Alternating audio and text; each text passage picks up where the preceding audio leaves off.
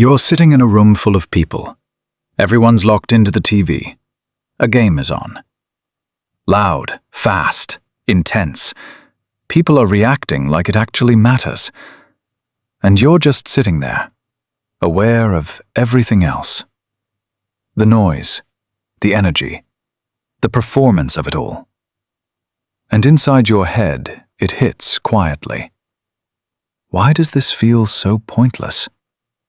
Am I the only one not getting this? Is something wrong with me? Why do I feel disconnected in moments everyone else loves? You don't say it out loud. You just smile, nod, stay polite. But something feels different about you. Here's the truth nobody tells you. You're not lacking interest. You're processing depth. And that changes everything about how you love, connect, and understand people. You're not failing socially. You're not broken. And you're definitely not less than anyone else. In fact, psychology suggests something very different might be happening in your mind. And by the end of this video, you'll understand exactly what that is, and how it quietly shapes your relationships, your emotional intelligence, and the way people feel around you. Let's get into it. Most people assume that disliking sports means you're uninterested, disconnected, or just not into hype. But the real truth is something deeper. Most couples, and most people in general, assume that attention is about engagement. But the real truth is that attention is about what your nervous system finds meaningful enough to process deeply. You don't disengage from sports because you can't focus. You disengage because your mind doesn't reward surface-level stimulation the same way. And here's the relational part no one connects. The same brain that doesn't chase loud external stimulation is often the brain that notices subtle emotional shifts in people. Tone changes, energy drops, silence that means something. The things most couples miss in each other. Because here's what's happening beneath the surface. Your nervous system isn't built for constant external performance. It's built for internal pattern recognition. And in relationships, that becomes powerful. Because while others are reacting to what is said, you're sensing what is felt, but never said. And that's where emotional intelligence actually lives. Not in noise, not in hype, but in perception. You see patterns, not performances. Most couples react to what's obvious. Words, reactions, arguments. But you notice what repeats beneath it all. You're not disengaged. You're observing structure instead of surface. Psychologically, your brain prioritizes pattern detection over stimulation. That means you naturally track consistency, behavior loops, emotional cycles. In relationships, this becomes powerful. Because while one partner is focused on the argument, you're noticing the cycle that caused it. Why are we always ending up here again? That thought doesn't come from detachment. It comes from emotional pattern intelligence. You don't just hear fights, you recognize systems. And when you start responding to patterns instead of moments, the entire emotional climate between you and your partner begins to stabilize. And that's when conflict stops feeling random and starts feeling understandable. And that's the shift where things finally start making sense between you. Your mind doesn't chase noise. Most people are addicted to stimulation, but you're selective with attention. Most couples assume attention equals interest, but the real truth is, attention follows emotional meaning, not volume. Your nervous system doesn't light up for everything. It filters hard. That doesn't make you detached, it makes you precise. When someone over-explains emotion, you feel overwhelmed. When someone is real, quiet, grounded, you lean in. I don't need more words. I need truth. That's the internal shift happening in you. And what's moving through your partner at times is, why do I feel like I have to perform to be seen?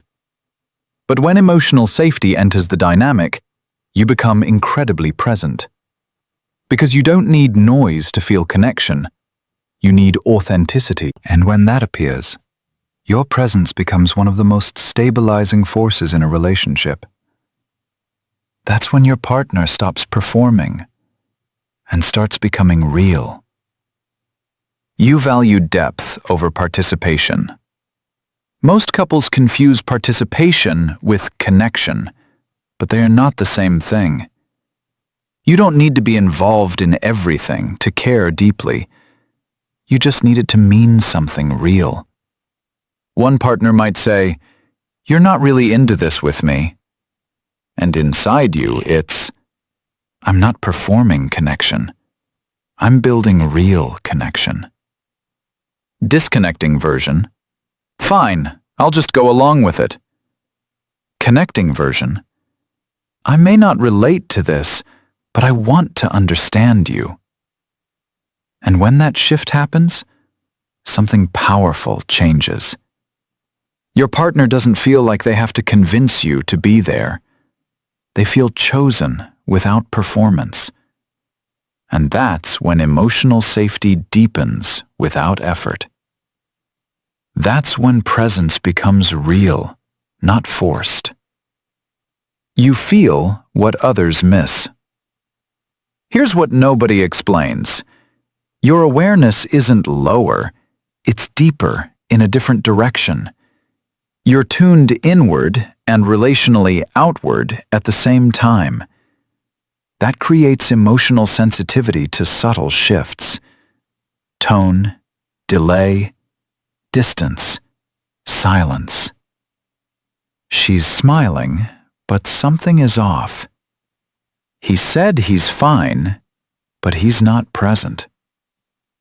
And your partner might not even realize it yet, but something in them whispers, "Wait, he actually noticed me."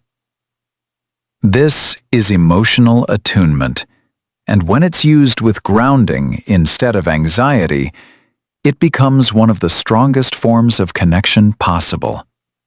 That's when your partner feels seen before they even speak. You don't bond through performance.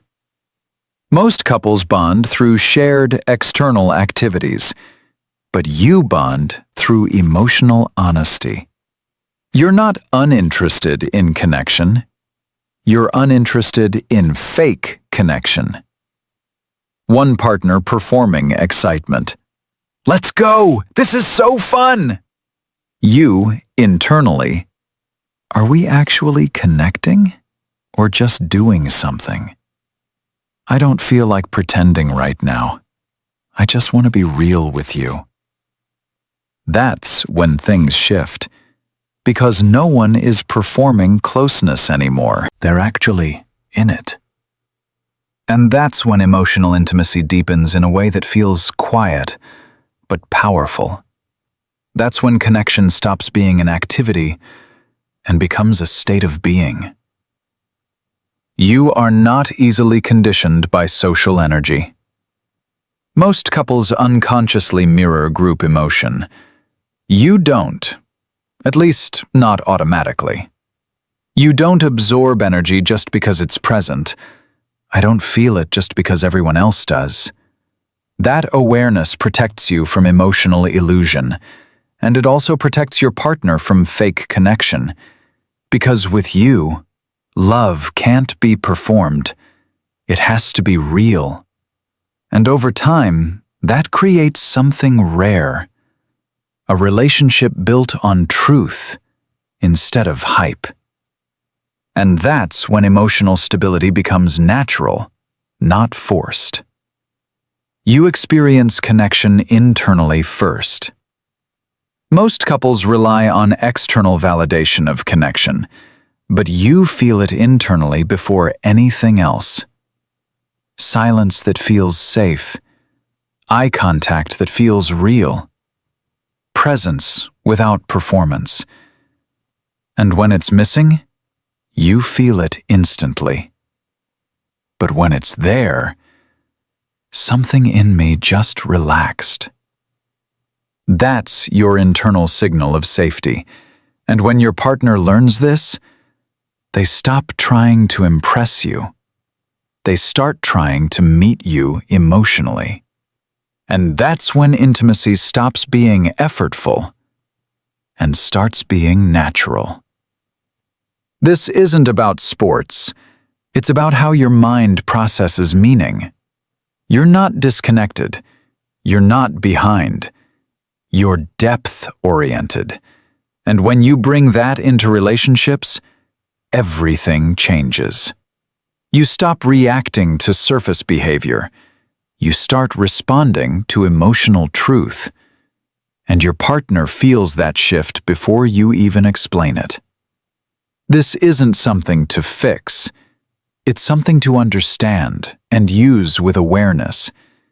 Because when you do, you stop forcing connection and start creating it. Here's what you need to remember.